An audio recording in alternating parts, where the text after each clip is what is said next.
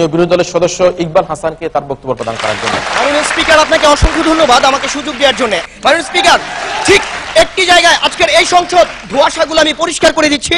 আজকে তাদের যে যুক্তিগুলো তারা উপস্থাপন করেছে এগুলো কেন মিথ্যা যুক্তি এবং ভ্রান্ত যুক্তি সেগুলো আমি পরিষ্কার করছি। মাননীয় স্পিকার, তারা প্রথমে বলেছেন যে যুদ্ধাপরাধের বিচার আন্তর্জাতিক মান নিয়ে চলছে। মাননীয় স্পিকার, আজকে আমরা জানি বাংলাদেশ 1971 সালের 25শে মার্চ থেকে শুরু করে 16 ডিসেম্বর পর্যন্ত বাংলাদেশের মহান মুক্তিযুদ্ধ চলেছে এবং বাংলাদেশের যে সার্বভৌমত্ব, বাংলাদেশের যে সরকার, সেটি আমরা পেয়েছি 16 ডিসেম্বরের পর থেকে। মাননীয় স্পিকার, যদি দালাল আইন অনুযায়ী আমরা দেখি 1972-এর, তাহলে বাংলাদেশের যে প্রাইমারি অফেন্ডার যারা আছে তাদের বিচার করার ক্ষমতা এই আইনের মাধ্যমে করতে পারে না। মাননীয় স্পিকার, প্রথমতই এটি হচ্ছে এই আইনের সবচেয়ে বড় দুর্বলতা। দ্বিতীয় দুর্বলতাটি হচ্ছে যারা যুদ্ধাপরাধী তাদের বিচার করার জন্য আরেকটি আইসিটি অ্যাক্ট 1973 করা আছে, তারা সেটি জানেন না। আর সেই 1973-এর অ্যাক্ট অনুযায়ী আজকে যারা মানবতা বিরোধী অপরাধ করছে তাদের আইন, তাদের বিচার কার্য প্রক্রিয়া চলছে। মাননীয় স্পিকার, যেটি কখনোই আন্তর্জাতিক মান তো নয়, বরঞ্চ দেশের মধ্যে বিভিন্ন প্রশ্নবিদ্ধ পরিস্থিতি সৃষ্টি করছে। মাননীয় স্পিকার, তারা আজকে বলছেন নুরেনবার্গ ট্রাইব্যুনালের কথা। আমরা জানি নুরেনবার্গ ট্রাইব্যুনালের অবস্থা কি ছিল।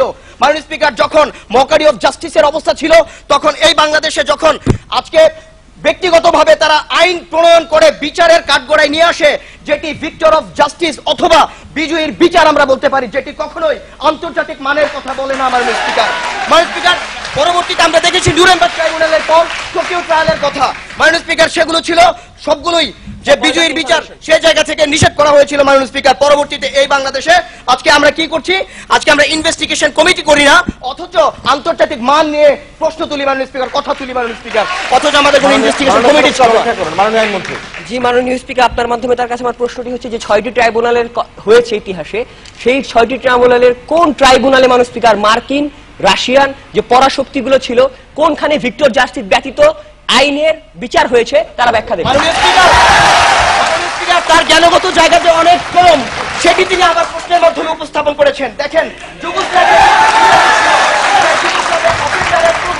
আইনজীবী ছিল, তিনি ছিলেন ব্রিটিশ। মাননীয় স্পিকার, সেটি তিনি জানেন না। মাননীয় স্পিকার, আজকে দেখেন, আমরা রুলস অফ প্রসিডিউরের কথা যদি বলি, আজকে প্রতিটি রুলস অফ প্রসিডিউর তারা ভেঙেছে কিভাবে দেখুন। আজকে তারা শুধু আইনজীবীকে দেশের বাইরে থেকে দেশ থেকে বিদায় দেননি, আরো অনেক কিছু রুলস অফ প্রসিডিউর তারা ভঙ্গ করেছেন। তারা জেসি করেছেন, অর্থাৎ জয়েন্ট ক্রিমিনাল এন্টারপ্রাইজ করেছেন, যেটি আসলে কখনোই যুদ্ধাপরাধের মধ্যে যায় না। মাননীয় স্পিকার, যারা মদতদাতা, যারা মদত দেয়নি, সেই জেসি তারা করেছেন। মাননীয় স্পিকার, আজকে তারা কম্বোডিয়া কিংবা মিশরের কথা যদি আমরা একটু আলোচনায় যাই ইতিহাসের দিকে, যে কম্বোডিয়া কিংবা মিশরে যে বিচার হয়েছিল সেই বিচার আজকে আমরা পুনরাবৃত্তি করছি। কম্বোডিয়ার বিচার যেটি সম্পন্ন হয়নি, যেটি রোম স্ট্যাটিউটের মাধ্যমে সম্পন্ন হয়েছিল, এই করছে। মাননীয় স্পিকার, আজকে আমরা যদি দেখি, যখন 6 ডিসেম্বর ভারত এই মহান মুক্তিযুদ্ধে অংশগ্রহণ নিয়েছিলেন, তখন এই বিচারটি অবশ্যই আন্তর্জাতিকভাবে স্বীকৃতি চায়, কারণ এই যুদ্ধটি আন্তর্জাতিকভাবে বিস্তৃত হয়ে গিয়েছিল। সেই জায়গা থেকে আজকে আমরা কখনোই রোম স্ট্যাটিউট কিংবা আন্তর্জাতিক মান যদি আমরা না আনি, তাহলে আমরা নিজেরাই প্রশ্নবিদ্ধ হব। একটি অপরাধকে ঢাকার জন্য আরো অনেক অপরাধের সৃষ্টি আমরা করতে পারি না। মাননীয় স্পিকার, আর একটি লিগ্যাল প্রসিডিউরের মধ্যে সবচেয়ে গুরুত্বপূর্ণ একটি কথা আছে, সেটি হচ্ছে তুমি কোন বিচারের, কোন আইনের বিচার অনেক আগে থেকে, পূর্ববর্তী থেকে ঠিক করে রাখতে পারো না।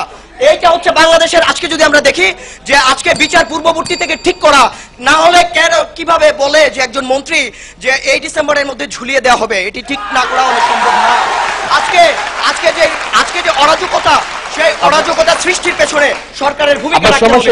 যদি সরকারকে দায়িত্ব নিতে হবে মাননীয় স্পিকার, যে দেশে কোনো অরাজক পরিস্থিতি সৃষ্টি হবে না, কারণ আন্তর্জাতিক মান যদি বজায় রাখি, আজ হোক কাল হোক বিচার হবে, সেটি প্রক্রিয়াধীন অনুযায়ী বিচার হবে। মাননীয় স্পিকার, আপনাকে ধন্যবাদ।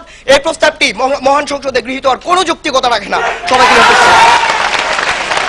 আমরা শুনছিলাম আমাদের প্রথম পর্বের